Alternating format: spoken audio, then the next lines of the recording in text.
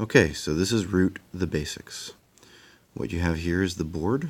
You're looking at the upper left corner, and right now the cats are in their initial setup, which is to say they're in every clearing in the board except one.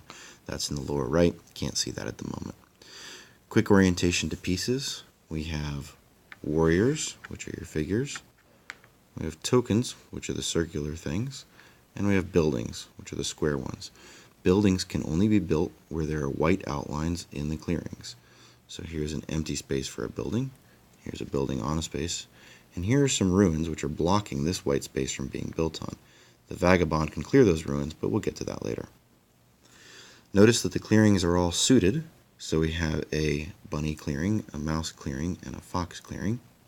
And those suits match the cards, but we'll get to that in a minute. So, objective is to get to 30 points. And there's a couple ways to get those. Destroying tokens or buildings gets you a victory point each. Again, that's the circulars and the squares. Anytime you destroy those, you get a victory point. You can craft cards to get victory points, and we'll get back to crafting in a minute. And those things will get you 30 points. You can also go through an alternate victory condition known as dominance, and we'll go through that in a minute. So let's get into some very basics. Ruling a clearing is very simple. Whoever has the most warriors and buildings is ruling that clearing. So in this clearing here, the cat has one warrior and one building, and therefore to the eagle's one, the 2-to-1 means that the cats rule the clearing. So that's ruling. Moving is even simpler.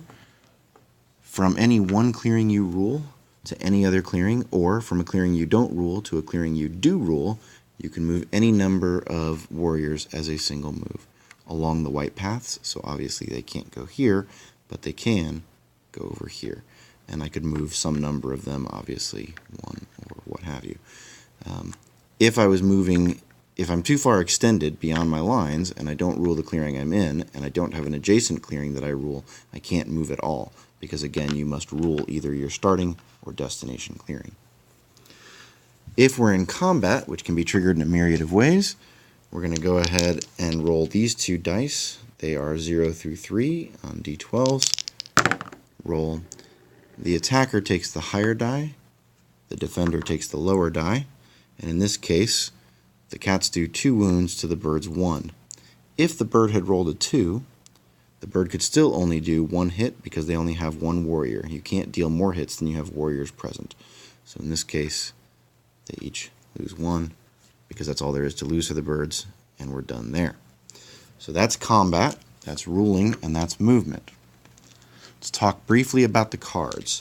So, what you have here are the cards. You'll notice that 3 of them match the suits of the clearings on the board, the rabbits, foxes, and mice, and we have a 4th suit, birds, which are wild.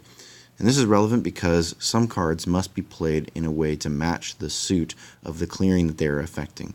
But the alternate way to play them is crafting them.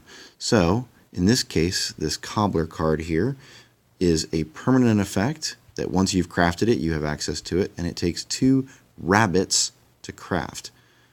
This fox card is an item, which will get you 1 victory point, and then you get rid of the card, and it costs 1 mouse to craft. Again, an item you can craft worth 3 victory points, 2 rabbits to craft, and again, an item to craft with 2 victory points. So this crafting cost, how does that work? Well, each faction crafts differently, and we'll get into that in detail in the faction videos. But while I've got the cats on the board, you see this workshop up here. This workshop is in a rabbit clearing, and therefore the cats currently have 1 rabbit of crafting, and so on and so forth. So the crafting resources, depending on where they are in the board, will be suited based on that location and have to match up to the crafting resources. So that gets us through crafting. Let's talk briefly about the exceptions in the deck of cards, and then we'll get into faction-specific videos after that. So, ambush is a card that, where suit matters, you may only ambush in a mouse clearing.